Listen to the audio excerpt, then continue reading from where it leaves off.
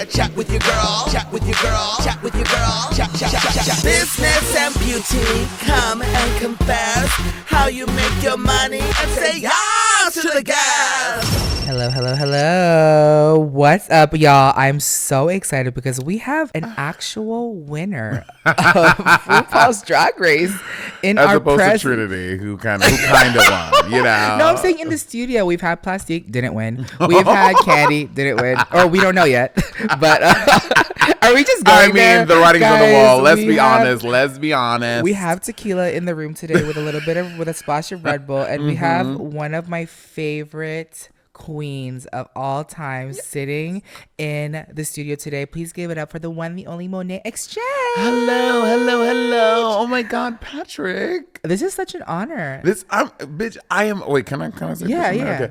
I am honored to be here. This is so. I have loved you for literally years. I love you so much. So thank you for having me here, girl. Oh my gosh, thank you. You just called me old. Fuck you. She said, I've been watching you for years. Well, you've been doing it since you were like a fetus, so you know. Yeah, I mean, but I'm so excited. For those of you that may not know, the iconic Monet X Change, a drag race alum, all-star winner, season 4, 1 million Instagram followers, TikTok queen, musician, real working gigging musician, opera and other things, and performer in a cinched waist always. Hosted many things. Sibling Rivalry podcast, which I was a guest on. Thank you for having me. Yes. Ebony and Irony podcast, and the my favorite Exchange Rate show with Build. You're a fashionista, YouTuber, Pisces. You've done a Pepsi commercial, and you are the queen of all things drag. I should be here every day. Now I feel good. I feel like I can go into the world. Is the hat a little tight? Did I just blow up your ego? Girl, I'm like, ooh, that was good. I'm so honored to have you. Thank you for having me, for real. I mean, we talked about this before a little bit, but I just moved to LA, and this is like my christening, living in LA. Work. Yeah. So the podcast is called Say Yas to the Gas. YAS stands for You Are Successful. And I want to break it down. I want to help inspire people because in this generation, there's so many unconventional careers. Yeah. Mine being one of them, yours being one of them. And I feel like you're a part of this cultural shift of acceptance with global recognition, visibility, and you're just working, and you're fucking POC. Yes, honey. Blackness. You know beauty, what I'm saying? Girl. And you know, you come from an industry as well where, people of color are not propelled as much as others. So it's nice to be in an industry where we are accepted for who we are and don't feel the need to change ourselves or be so malleable that we aren't who we are the way that we started. So I love that the industry is accepting of that for the fields that we happen to be in. So I want to know, like, just for the audience to give some context and color, like Patrick Starr is 8 years old. So I've been doing YouTube since 2013. Monet X Change is how old? Oh my God, Monet X Change is 9 years old. I started drag in 2012. Oh, no way. Yeah, 2012 was I had just graduated college and I was in New York City and I was broke. I had no money. I didn't have anything. So Peppermint used to host a show in New York, a therapy bar called Cattle Call. Okay. And then I saw, I don't remember how I saw it online, but I saw it online. But it was like, you can come and do this competition show, but you have to be in drag. And I had did drag before, like, I mean, the drag, a wig and a Ruby Woo lipstick. A liquid liner from the beauty supply that barely did anything. And I did that, and I went to this cattle call gig, and you just show up in drag and you do a number. I didn't win, but I was like, this feels good. This is cute. That summer I did Pride. That was my first Pride ever, which as Monet in full drag. Well, my first drag name it's so, I don't want to say it. I literally get highs when I say it because it's such a stupid name. Okay. Ferocia Couture. Oh. Ew. Choices. So that was my first drag name. It lasted for like 2 days, and I was like, no. Then I got Monet, and I did Pride. And my first Pride, girl, I got dressed in full guiche and in like 7-inch platform pumps, and I walked the entire route from 45th Street on 5th Avenue down to Christopher Street in the Village. I was done.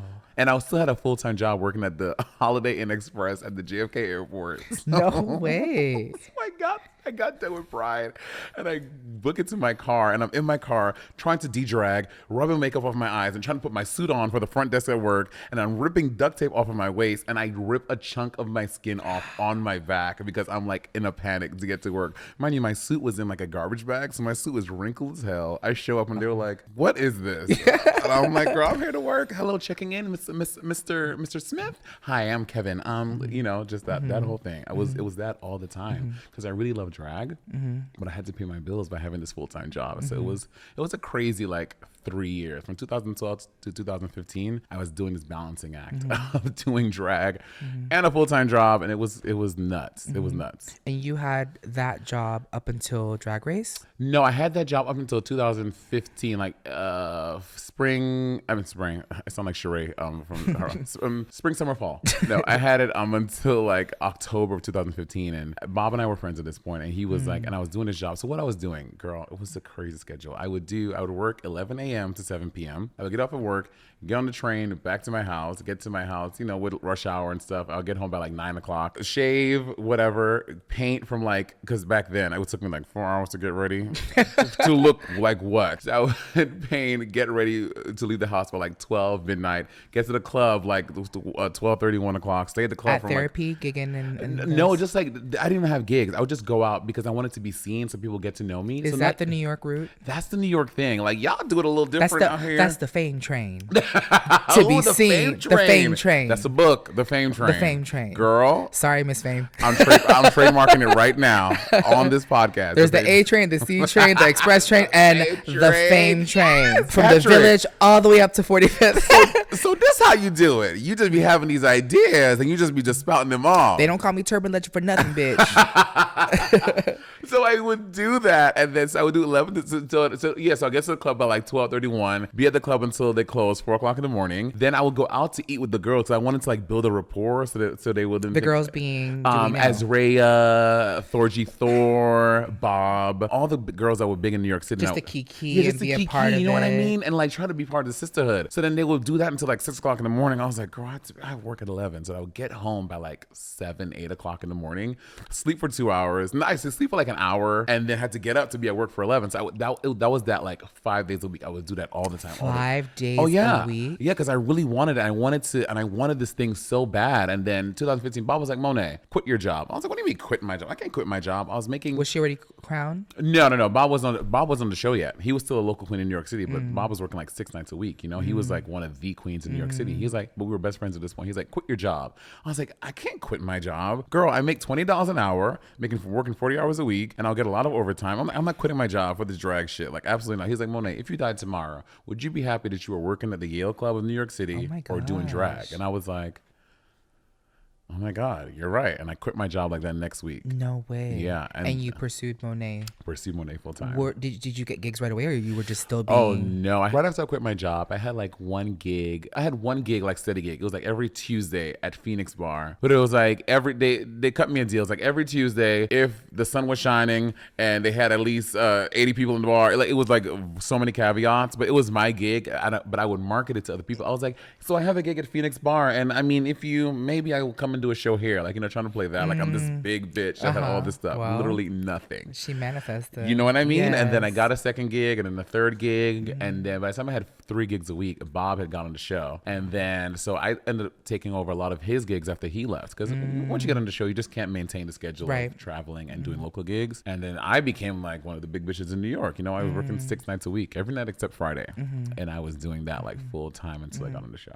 So to be drag, I think it's crazy because I feel like the kids now feel like they can just be like Instagram drag and just make it on a show. But what is the importance of being connected to the community and culture as a drag queen to lead you up? Like, how important is, you know, talking with the Thorgy at like the diner till 6 and gigging and just keep keen? Like how important is that to your profession today? Even though you don't really clock in, you kind of like clock in. To me, it's invaluable. Like a lot of these girls, like they watch the show. Even when I was still working locally, I remember girls, they would never be out. I would have never seen them ever. And then I would get a DM or something in my Facebook Messenger like, hey, so my name is Sippy Cuppia, and I'm a queen here in New York City, and my booking fee is $150. And if you I'll do this night at your club at your. I'm like, who are you talking to? I'm like, I've never seen you. You don't come onto the shows. You don't support the other girls. Like, how are you coming in here trying to get this gig?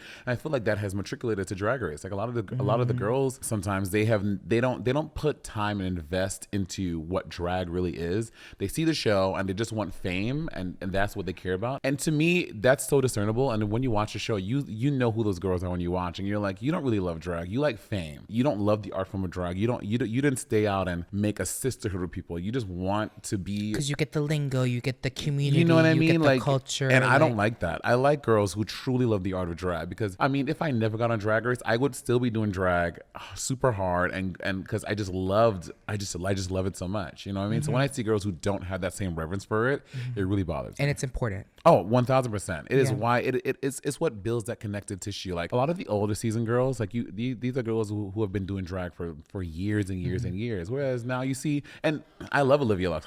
I think she did a great job on the show. But in earlier seasons, yes, they were here and there. We don't see a lot of girls who did drag for years and years and years on the show. You know, so it's a little different. But just because you're new to drag doesn't mean you don't love it as much. I'm just saying, like you can tell Olivia has been doing drag for a short amount of time, but she loves the art form of drag. Like she did the pageant, and she did the thises, and she got that culture experience on the show for the first time. True. Because you could tell like some of the queens are like, wow, like we're sisters, and then all the older queens are like, bitch, I'm trying to get my coin. You know, they're like, this is my time. What is this? But here's the thing: a lot of girls come off of the show and they think they're so unique. They're like, guys, this season we're like really sisters. Like we really love each other. I'm like, bitch, every year girls say that. I thought that season 10. I don't talk to half these girls anymore. You know what I mean? Like, so like every season the girls are like, no, like, but for real, we're like real sisters. We really love each other. And I'm like, you don't. You don't. Every season. They said that season 12. They said that season 11. They said that season 13 now. They're like, the group chat just starts to fade after the last promo. Well, you know, after every season they do it. There's like a big group chat. For Bob's season, it was season 8. So Bob had gone to Drag Race. He didn't tell me. Well, he said he was going to he was going on a cruise. So then he came back, and he, you know, we were together all the time, and he would always get these Facebook pop-ups and would say season hate. And I was like, what is this season hate? So they had like a whole Facebook Messenger group called season hate, where they would like talk. And every season does that with like a group chat. Ours, we did one for season 10, and we were all on Facebook like kikiing, and slowly but surely, as from the date of the promo left launch, the chat, girl left the chat. Stop. Oh, 1,000%. Wow. Yeah. It's so funny because I feel like the influencer community is like the same. Like, although we're not paid to be at the gigs, we're not paid to be sometimes on trips, that you really have to fuck with the other creators at an authentic level so you can understand how the community is, where the business is going. Would you say that kikiing with other queens, like per se Bob, that had title before you, help you navigate your business model on how to be a Black queen in the industry? Oh, for sure. Like so many things. Like Bob and I, we had the same entertainment lawyer. We had the same management. It was so many things that I got from him, and some things aren't the same because sometimes he do something. I'm like, he'll give me advice on it, and it's I get to pick or choose if I want that or leave it. And some things we don't do the same. But a lot of like the big things, like I just wouldn't like coming into the industry. I just had no idea. I didn't know how to navigate it. When I first got off of the show, because you know, which time? Season 10. Okay. Ooh, that was a little read. Y'all felt that? That was a little. I didn't mean it like that, bitch. No, I'm just saying. I don't know if you felt some type of way after the title. She said you had to go back twice. Is it not true? I don't say it's not mean if it's what, y'all? True. It ain't mean if it's true. And when I got with season 10, because there's no secret, people know who's on the show, and there's all from online already. People like know who goes on the show. So I had gone off for season 10, and I came back, and like my inbox was flooded with all these offers for the gig and stuff like that. And one in particular was like Australia. I was like, oh my God, I'd never been to Australia. They're offering to fly me to Australia. Yeah. And so I just like responded. I was like, yes, I'll do it. Didn't know how to negotiate terms or anything. Bitch, the first time I went to Australia, I flew in literally the last fucking seat possible. Qantas. Like a 35-hour flight, Me No squished way. up next to a dog, next to a baby, next to it was crazy. And but I didn't know any better. And I took like such horrible pay because I didn't know like all that stuff. And then when I remember when telling Bob, I was like, Monet, why would you do that? I was like, girl, I'm going to Australia. He's like, yeah, but what are the terms of this deal? I was like, I don't know. They pay me some money and I'm going, you know? So after that, he was like, all right. And then he trying to like taught me how to navigate these things and find a manager. Pre-management. And yeah, pre-management. So this is why now, like when I had all the season 13 girls on exchange rate, and I was talking to them, I was like, at the end, off camera, I was like, listen, if any of you guys want any advice, and this is a very tricky thing to navigate. People are gonna come at you trying to get all this money from you, trying to offer you really shitty deals. If you want any advice in navigating all of that, here's my number. Please reach out because There's I know no how playbook. it is. There is no playbook, and you don't know. I'm sure it's so similar for influencers. Like you get thrust in and you're just here, you don't know how to, you know, it's nice to have girls who are experienced and seasoned giving you help and advice. And Bob was that for me, definitely. I've done a few speaks at different colleges on the entrepreneurship of the $1 billion industry being beauty. And now there's like classes on communications and marketing and entrepreneurship of how to navigate a beauty career, a beauty centric career because of the. In college? Yes. God. Yes. That's I was actually asked to teach a semester at FITM. Why did you do it? Girl, I was looking for the exchange rate, bitch. Okay. I'm writing a book right now, and it's like accessing all of these old skills from school. I'm like, oh my God, what is a run-on sentence? I don't know, but I'm doing it. You know what I mean? So, bitch, you be somebody's professor. That's fierce. I love teaching. It's just so funny because I feel like soon enough there will probably be entertainment law for drag or something coming the fuck up. 1,000%. 1,000%. The fame train. But the fame train. Are we going to co-write this book together? Is it 3 credits or 4? Is there like a performance elective like included in that? I think 3 credits. Okay. You know what? But I think like rate yourself. With a few rehearsal, 1 credits, half credit rehearsals, right? You're an art girl. I did art too. I did classical piano, yeah. Oh my God, did you do classical piano? Yeah, I did classical piano.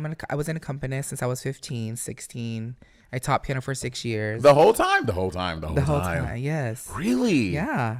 Give me a piece. I could sight read it, and then we can perform and for a half credit. You know my favorite piano piece ever, and it was this guy in undergrad, and he was this piano dude, tall, slinky, Puerto Rican and white dude, and he was just so hot with literally one of the biggest dicks I've ever seen. But you know. But you know, in college, in college, you in them showers and like, the little thing. I would admit, I may have peeped the sneak that I wasn't supposed to. But I was like, oh my God, he's everything. In performance class, he played Chopin Ballade in G minor, and it is literally whenever I hear that song, I think of him and I think about the miles of force on his dick. Girl, loved it.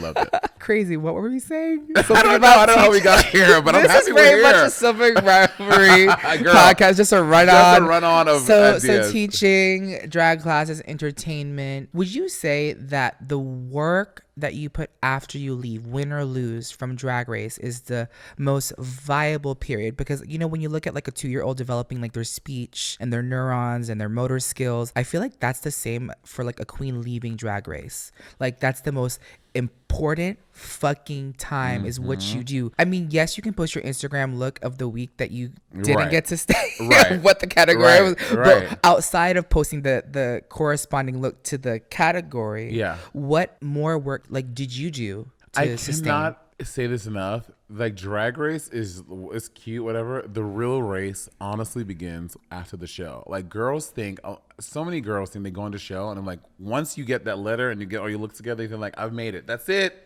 I've done the thing. Like the real work begins after the show. Like that's when you begin really building. Like on the show, you start to build your brand, but after the show is when you really start to put in the work and to do the things that set you apart from the other girls. Because again, at this point, counting international seasons too, there are probably over 250 girls at this point. There are so many girls. So it's like, what are you doing to set yourself apart from the rest of the girls? Some people just ride the thing. I was on Drag Race. It's like, what does that mean now? You know what I mean? It's very like the American Idol. Like I was on American Idol season 2 and it's already fucking season 30. T, you were smart and rode the sponge. I just remember that. But you're not known now for the sponge. You're an all-star. So what were things that we may not have seen behind the scenes? If someone is listening, like, can you spill the motherfucking tea on what the fucking Monet X Change did the first season when you did not win? Like, what was your amount of work in building that rapport with your audience or a new audience? After season 10, I knew what my strengths were, that I was a really good performer. So I was like, I'm going to ride that for a while. So after season 10, I produced and I wrote my own one-woman show, and I toured that around the U.S. and I toured it in Australia. Wow. I toured it in the U.K. People were like, oh my God, she's like which my one-woman show was. It was like a mix of storytelling, stand-up, live numbers, lip sync, like all of that to show. While the iron was hot. You know what I mean? While the iron was hot. So people were like, oh, this is what she can do. And she was really fierce. So I was able to book a lot of gigs subsequently because of that, because people saw what all the things I offered was. It was like kind of like my own personal showcase. I'm like, okay, you saw season 10, you saw that I could lip sync really well, but here are all the other things that I do well. And from that, people are like, oh, she can also talk really well. So she can come and host our tour. She can come and host this. So she can come and do this gala. You know what I mean? Even though you didn't have the gigs yet. Exactly. That was your body of work to get the body. Exactly. Okay. It was kind of like my resume, you know, my resume for the world to see like all the little things that I could do, you know. It's a skill that you build in New York a lot, because New York is really signature in that way, is that our drag shows are not just one host and then like 5 girls who just come and do a number and back out. Like, we don't do review shows like that. If you're a successful queen in New York City, you can do a one-woman show by yourself for 2 hours, where you're doing the stand-up, where you're doing the audience participation, where you're doing all that yourself. That's what all my shows were, besides 2 of them. So I had those skills already. New York taught me how to do that. So I was like, I'm gonna show the world I can do all these things. And then after All Stars, I was obviously still working a lot and doing good stuff, but I was like, I want to shift gears a little bit. I have loved talk shows all of my life. I used to watch The View since I was like, I don't know, since I was like 2005. I've been watching Wendy Williams since her 6-week sneak peek. No way. Oh yeah, bro. I found old videos from my old MacBook Pro from college. I mean, from high school, of me and my friend like in like the little photo booth thing, like, how you doing? You know, because it was so new then. It was, you know, so all videos like that. But so I've always loved talk shows. So when season 11 was coming out, they had emailed me, Bill had emailed me, and they're like, hey, we like Monet personality. We've seen some videos of her online, her hosting and talking. Would she be interested in hosting a thing? So my agent sent it to me, and I was like, absolutely. So then we agreed for me to do it, and then they gave me the date for it, and I had a gig the night before, I think in like some random small city that had connecting flights. It was like some, probably like Mobile, Alabama, something like that. So I was in Mobile, and then there was some storm, so I was supposed to get in at 11 a.m. that day, and the thing was not till 5 o'clock. Whatever happened, my flight got moved, and I was not going to land in New York until 3 o'clock, which means with rush hour, I'll probably get to the studio at like 4:30, which is what happened. And I showed up. I was like, I'm here. I don't have time to get in drag. I tried to prep on the plane. I can still do it. And they were like, okay. And then I did the whole thing with the season 11. Audition. It was basically it was my audition for this for Build, and I did the whole season 11 thing with the girls. I had a great time. I got done, and her name was Suzanne Lindbergh. She was like the head honcho there at Build. She was like, you're really good. And I was like, thank you. I was like, I'm sorry not in drag. I'm sorry that everything didn't work out. He was like, this was great. You were great. You're super prepared. You were so good. Like, you're amazing. I was like, thank you. So then that night, I was packing my sister packing up my stuff, and we went back down to get my stuff, and I passed her desk. I was like, she was sitting at her desk. I took a card off her desk, and I was like, I'm going to do a show here. And she was like, like in her mind, she's like, this crazy bitch. She's like, what do you mean you're going to do her show here? No, she's not. And I was like, I'm going to do a show here. And she was like, okay. So then that night I took a card, I got her email, and I wrote her an entire proposal of what a talk show would look like at Build. And I sent it to her that night. And then 2 days later, she was like, let's do it. And then that's how I got the exchange rate. You know what I mean? It was just like taking those opportunities that you're presented with and making it into something better for yourself. Wow. Yeah. Wow. Patty was her assistant. No, Patty's my assistant. Oh, your assistant. Yeah. Okay. Little ginger Patty. Okay. Yeah. Is the talking and the skill set, you say it's from being in New York, is it taught or is it talent? I think it's a mixture of the two. Okay. I think a lot of queens can do it, is that their drag scene doesn't foster that. Like in New York, if you're gonna work a lot, if you're gonna be one of those bitches, if you're gonna be a Bianca or a Bob or a Peppermint or a Monet, you have to have those skills, or else you're gonna be just a girl who only does duet shows or only does big review shows. You know what I mean? So if you want, like, I really wish other cities would, and I've been to a lot of the cities and to watch the shows, and I don't see cities that, like, New York has so many one-woman shows. Just really, yes, so many. It's just one queen and the audience. Well, what you said earlier, I'm used to the one MC and the 5 queens. That's because I'm from Florida. Yeah, well, it's that's a big very southern south. thing. Yeah. But New York, there's only one show like that in New York City called Queen. every other show is either a solo show or sometimes a duet show. Does LA have any one-woman shows? I don't even think I've ever seen a one-woman show in LA. She just moved here. Girl, I went to a little one-off at one of these bars. Absolutely. And you know Sponsored what I mean? by One Size. I mean, Let me get at the gig. Let me slide on my toe. But the thing is that when you do those one-woman shows, though, I mean, that's why I came into season 10 with not, because it's just you, right? You arrive to the bar in the look that you're gonna do.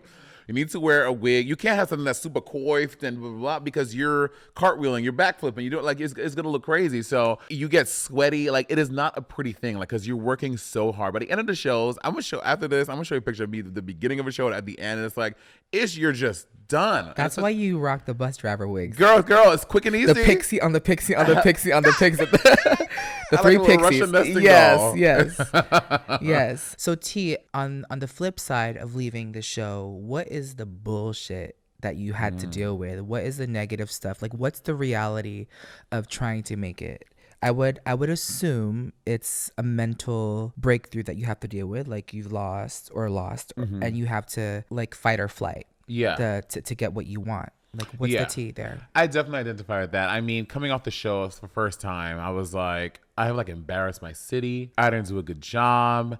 And then you have all these people who are so, there's all these people online who are so quick to tell you that you're not worth it. Like, it's like, honestly, I feel like it gets some people off. They're like, and it's just like that, like an episode, and then the comment starts flooding. Oh, it's crazy. It's crazy. It's like people are just so invested in telling you how not worth it you are. But again, I don't want to, say that I don't get, there are lots of positive messages, but just like any other human being, anything. It takes one bitch. It takes one bad comment to make you feel like you're literally nothing. You know what I mean? So it was a lot of combating that. I know this past episode of RuPaul on Drag Race, RuPaul was saying, don't read the comments. I'm like, must be nice. I'm also a clapback bitch. Like, if you come for me, I'm gonna come for you. I'm gonna tell you your mother ain't shit. Your grandmother should have died yesterday. Like, that's just who I am. Very a tweeter twetter. Oh, absolutely. And people would be like, Monet, I can't believe you spoke to me like that. Well, I can't believe you spoke to me like that, bitch. What do you mean you can't? So you can talk to me, but I can't talk to you. Okay, got it. So I'm not about like, I'm gonna come at you or you come at me. If you come at me with love and kindness, I come at you the same way. And if you come at me like a mean, nasty troll, girl, I got you. I can put that wig on too. Well, also too, I want to talk about Miss Patty for a second, because I feel like a lot of queens, like, doing it all your fucking self is hard. So how do you navigate that work relationship? I would assume she's like a good Judy of yours. When Patty and I started working, we weren't necessarily really good friends. He was in our friend circle, but Patty and I weren't like the closest friends. You know what I mean? We've definitely gotten closer over working together. A lot of people think they just want to do it by myself. I don't want to pay anybody. I don't want to like whatever their hangups are about having help. And it's like, in order to make your star bigger, you need a team to help and support them and help make that all work. So, and Patty, and I just trust Patty. Like, I'm sure people with your team, like, you just trust you trust them aesthetically. Like, you trust they'll always have you looking right. They're not gonna have you looking crazy, even to the point where it's annoying. Like, we just did this really big campaign for Truly, and it was just a whole like virtual FX thing, and it was super sensitive. It was like a whole green this and a green that and all the things, and then every 2 minutes, if a sweat bead was dripping up, I would stop. And the directors are getting annoyed, but at the same time, Patty's not gonna have me out here looking crazy. True. So it's like having a team that's invested in, they treat your successes as their own because they love you and they invest in you in that way. So that was a really great thing to have Patty, and obviously him on All Stars, and he's just a little nasty little ginger thing, and I just love him. So at the beginning, when if a queen is listening and then wants to have this big fame, and in business we say scale, you want to blow out your team. Like, I feel like when other influencers see my team, they're like, bitch, you and your nanny sees things, and I'm like, no, I have a large business and I have to scale appropriately to how I need to delegate the responsibility. So for a queen, did you say, okay, I'm at a point where I could use an assistant and these are the expectations that I need, or these are my weaknesses that I need help with? Yeah, I think you just hit the nail on the head. It's about weaknesses. Like, if you know that you're not good at scheduling, that you're not good at responding to emails, like, maybe you don't need someone on the road with you because you are super sufficient at putting on your own costumes, you don't need help in that way, then that's great. Then you just hire someone who can stay at home, who can stay in their apartment and work for you that way. Like, I think it's knowing what your weaknesses are and not being afraid to hire a team to help with those weaknesses. Some people are just so prideful. I've met girls, they're like, I don't need, like, they're so proud about saying that they don't have an assistant. I'm like, yeah, but you look like that. And I tried to book you for something and no one responded. So it's like what? It's like, so you're suffering because you're so prideful about saying that you do it all on your own. And I don't understand what this weird thing is. People are like, I do it all by myself. I'm like, okay. And you know what I mean? Like what is that? You are DIY and look DIY. Exactly. You know what I mean? Like you are. You are DIY and you look DIY. Absolutely. It's like, okay, great. Good for you. So what does the exchange team look like? The exchange team. So I have a full management team, and shout out to Brian Lau. What does the All-Star Winners team look like? Monet fucking Exchange. Super close is Patty. Patty does everything super close to me. Jay DeFeo. I love Jay. Is like Jay edits and he does all the digital stuff for me. He does on YouTube, on TikTok, on Instagram. He like edits everything and makes sure that's all good. Assistant or executive assistant producer. Yeah. Editor. I don't know what Jay's title is. We don't have. Well, I call him my faggoter because he has his hand on his pulse on everything going on in the world, like that stuff. He also EPs exchange rate episodes too, because Jay is like my platonic life partner. We do like a lot. Everything that I do, Jay has a hand in it. Wow. And I have Brian Lau, who is with like commercial gigs and stuff like that. He helps get all that stuff together because sometimes people come with these crazy offers, and sometimes sounds like a good number to you, but you don't realize, oh, bitch, I can get literally 3 times more of that. You know what I mean? So he's part of the management team in that way. And I have my talent and casting stuff for TV shows and movie stuff like that. And then your lawyer. And my lawyer. Most importantly. Girl, get you an entertainment lawyer, someone who... These fine print ass words, bitch. And they don't know, and people get involved in stuff. I think they get so excited, and you just want to fucking sign. You know what I mean? Yeah, like you see dollars or you see an opportunity, you're like, I'm going to do it. Like, how big was that Drag Race stack of papers that y'all had to sign? Oh, it's crazy. It's crazy. But they're smart. They're covering their bases, but you need to have someone covering you to make sure that your best interests are looked at as well. You know what I mean? And of course, when you just get on a show, like when Kelly Clarkson first got on American Idol, I say that all the time too. Yeah, I say that all the time too. She has the creme de la creme because they didn't know how to deal with her tea. You know what I mean? And but if they were to do some type of American Idol All Stars, I don't know. Is that a thing now? Maybe. The fame train. Is it a franchise? It is. I'm clocking my 30%, bitch. Fuck you. Fuck you. I don't think Kelly Clarkson would walk into an American Idol contract now with the same eyes she did in 2000. Well, just for context for those listening, Kelly Clarkson, I think the first ever American Idol had all the gigs. I think they didn't really know about the level of fame and trajectory. I think American Idol then started to clock everyone after her season to start grabbing coin fully on everything. Yeah, 1,000%, everything. And so you want someone who can look out for you in that way to make sure that you're popping. Well, here's the fun tea on the road, on the stuff. So when fans look at you, which one are you fucking? How do you decide? Ooh, I get a lot. How does that work? Are you on the? Yeah, I'm on Grindr. Okay. Yeah. What's the protocol? Like, what's the Grindr drag culture, and how does one deal with it? If someone is to come into Drag Race and level, if someone is to come on your back, if someone is to come into fame, how does one deal with the fame and the fortune of a load? Well, Miss Pisces. Are you a Pisces? I'm a Scorpio. A Scorpio. Innocent. Scorpios are the least bit of anybody's innocent. Back to Monet X Change. I don't like having sex with fans. Like, I don't like hooking up with people who. But if they're sick, absolutely. Like recently, this guy had sent me a DM and he was like, "Boy, you so fine, you so blah blah." But you get all those all the time, and I'll click on your thing. If your thing is if your profile is private, 0 followers, no, I'm not entertaining it. But if your profile is open, I can get a peek at you, blah blah blah. Sometimes I respond, sometimes I don't. I mean, I'm kidding. Like 10% of the time I respond. Because I just don't trust it. And if you're messaging me on Instagram, then you obviously know what's going on. And it's like a turn off for me when I'm sucking your dick and you're like, "Oh my God, Monet, you're so good." No. Has it happened? Oh.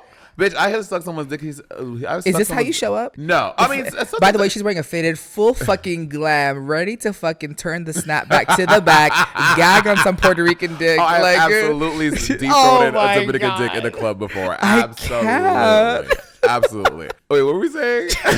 got distracted about the foreskin. Also too, but also I want to know the dating tea of it all. Like, is dating a priority for you at this point in your life? Like, are you? I mean, you're a fucking Pisces. You just want to like have your fucking man and your fucking housewife fantasy and your cinched ass waist. Oh my God, doing you know the this. builds. I mean, no. Well, I feel like I can resonate to some extent because like I have a huge brand, globally available. Absolutely. And the only thing available is not me because I'm just so committed to my career and the company that I'm building. Yeah. You know, and we just want to get our coins so we can like live a beautiful life. But on top of that, we want a life with a significant other. And as Absolutely. so what's the tea with like what's the general consensus with queens and dating? I feel like I would assume so, but I'm not a living working drag queen. Yeah, I think you hit a lot of the points. Like a lot of it for me is I'm so focused on work, you know what I mean? I'm trying to make that pop in and always have that be my number one focus and priority. I am welcoming love, but I feel like a lot of the dudes that slide in, they aren't meeting the level that I'm at. For some reason, I keep on bumping into dudes that aren't trying to be fierce. Like they're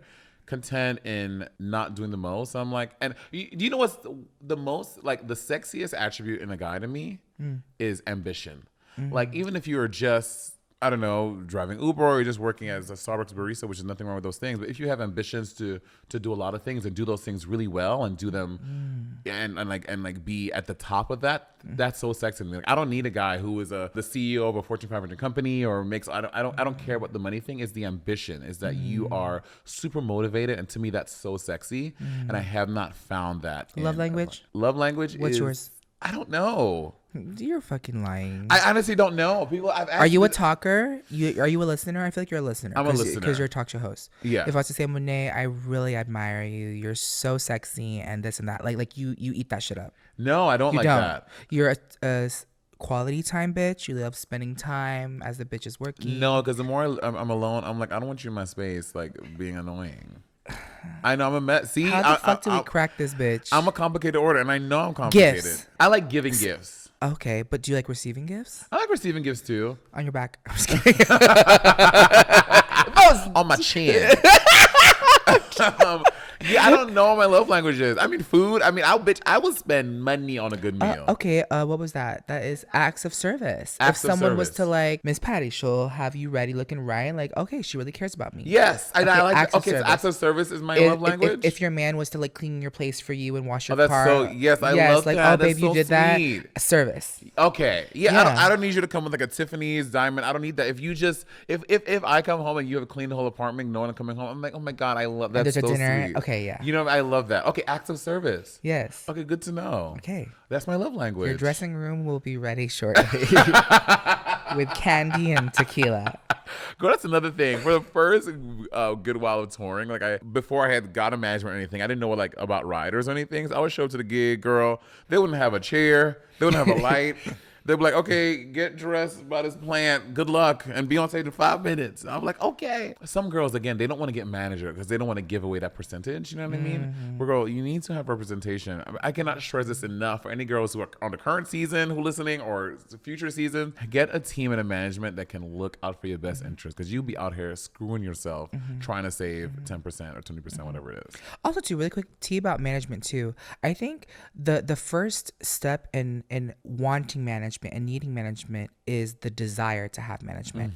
The second thing is they work for you as you work for yourself. I think, they're going to laugh. I have this song that I sing. It's like, when I move, you move, just like that. So I think you have to manage the expectation of what they're able to give, because if you don't set the expectations with a manager, how the fuck will they know what you want? And so I think you're so talented with your music, bitch, like Beyonce, all that is just so sickening because you're able to focus on your look, your talent. Because I think if you delegate too much and you don't share that with your management or your assistant or your team, you're unable to function and you spread yourself too thin. 1,000%. Have you ever felt too thin?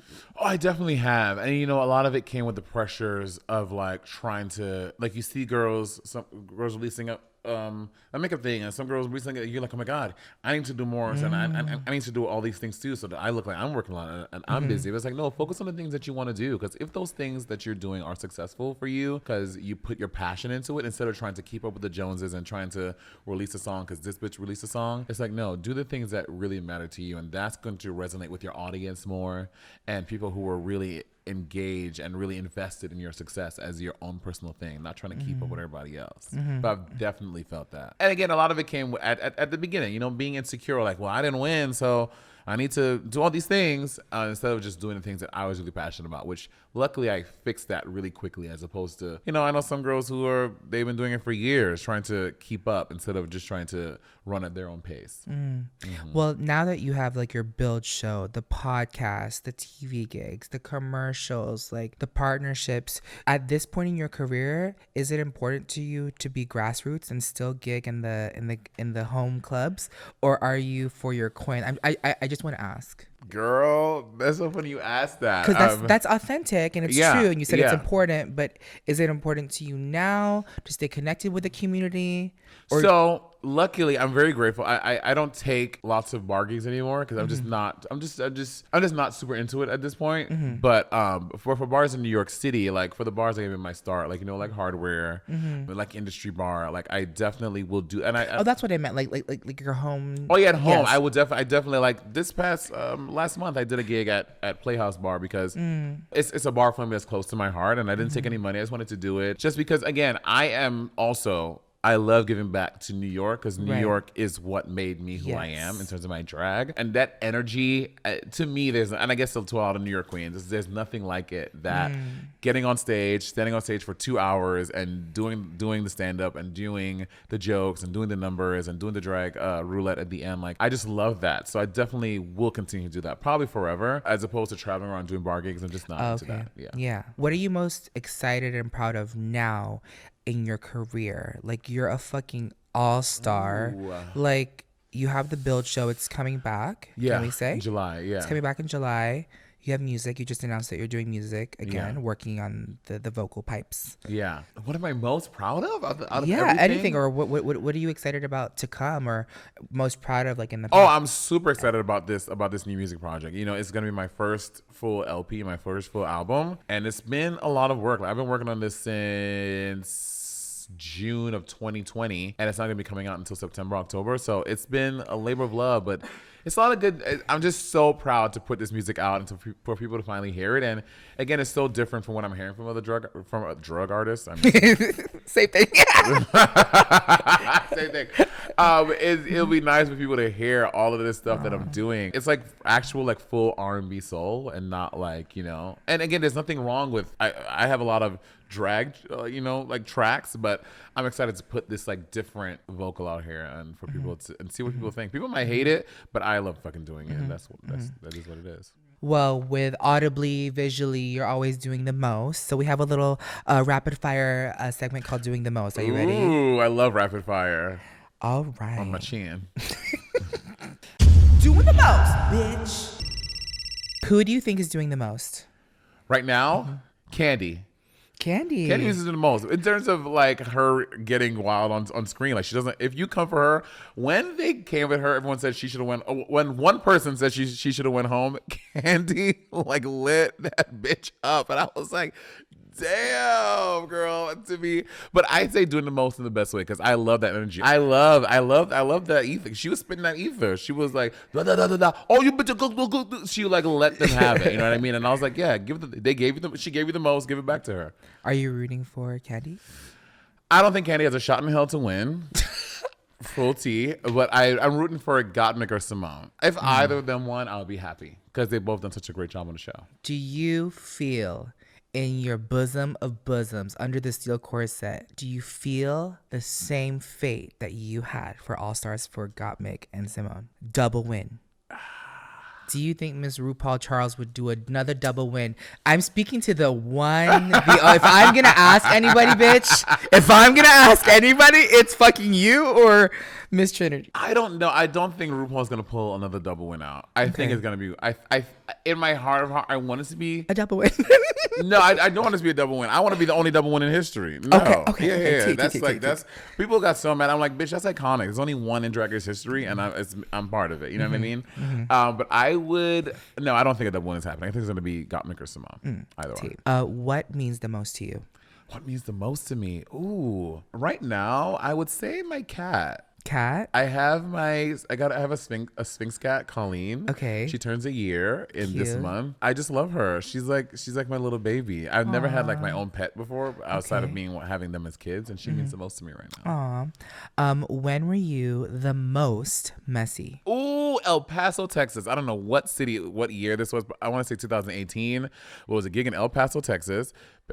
It was like a long string of gigs. It was like the third stop on like a week, flying here and there. We got to El Paso, Texas, and I had just got wasted that night. When I tell you, I was like I do this bit in my show where if you bring a shot to the stage, well, no matter what it is, I'll take it. And people have brought me like all these shots to the stage. You know what I mean? Which in hindsight is a bad idea. Bitch, what if they try to give me a roofie or something? Which I think somebody did. Anyway, so they bring me these shots to the stage, and I take all these shots, and I get blackout. Right. No and way. I never get black. I never do that. And then so Patty was with me, and then Patty's like packing me up at the gig, and then he drops off at the hotel room. We got back to the hotel at 3:00, and our flight was at 6, so the car was picking us up at 4. And he was like, "Do you need?" I was like, "I'm gonna come in and pack it." I was like, "No, I could pack my stuff myself. Get out of here." It's like pack my room. I take my MacBook and just throw it in my suitcase, open face in my suitcase. I guess I just threw everything in there, and I thought I de-dragged. Bitch, we got to the airport on the plane, everything. I had my glasses on. We slept for like 2 hours. We were flying to Ohio. When I get off the plane, the flight attendant was like, "Oh my God, I love you so much. Can I take a picture?" I said, "Sure." I was like, "Sure." Took my glasses off. He takes a picture of us. Bitch, I'm in full drag still. I had no idea. I was so fucked up from El Paso, Texas. Work. That was great. Work. What is the most expensive thing you have? The most expensive thing I have right now? I want to say my car. Work. Yeah, I just bought a car. Work. What was your first purchase after the win? My first purchase after the win, like big purchase. Yeah, or like or anything. Like what was like a memorable purchase? This was like right after the win. I bought. I took all my tips from before, because I was a gig worker. Right after we came back, I took all my tips and I paid off back then my Suzuki Grand Vitara. Oh. Yeah, I had like $6,000 left on it. I just took all my tips I made. I'm like, I'm gonna pay this car off, and that was like the big thing I did after I came back. Work. Yeah. Meaningful. Yeah, that $300 a month was like, I was like, we not doing that no more. All my tips, and I just I'm gonna get me cashed it lace out. fronts today. You know what I mean? I just paid it off. Yeah. Cute. Well, thank you so much to the Monet fucking Exchange for spending some time with me on Say Yes to the Guest. You are a success and the epitome of Black excellence in today's society, in the LGBTQ community, drag, race, legend, icon. Everyone, please go follow the sickening all-star queen, Monet Exchange, and I will see y'all next time. Thank you for having me, girl. This was amazing. Of course. I'll do it every day. Every day. Every day. On your back. I hope you enjoyed this episode of Say Yes to the Guest. Make sure you subscribe to this podcast and follow at Say Yes to the Guest on all social platforms. Remember, you are successful. Now go out and be the bad bitch you truly are. Can't wait to chat with you next time. Bye.